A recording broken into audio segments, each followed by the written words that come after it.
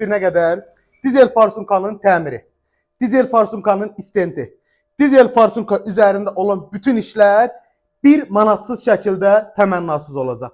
Vallahi də, billahi də bizim servisdə olmayan iş olmayacaq. Yaxınlaşasız hər bir işləri inşallah ki burada aktivləşdirəcəyik. Necə ki bugünkü günü də yeni bir avadanlıqla farsunka təmiri üzərində işimiz gedir. Və gördüyünüz yeni bir avadanlığımızdır. Zəhmət olmasa götür.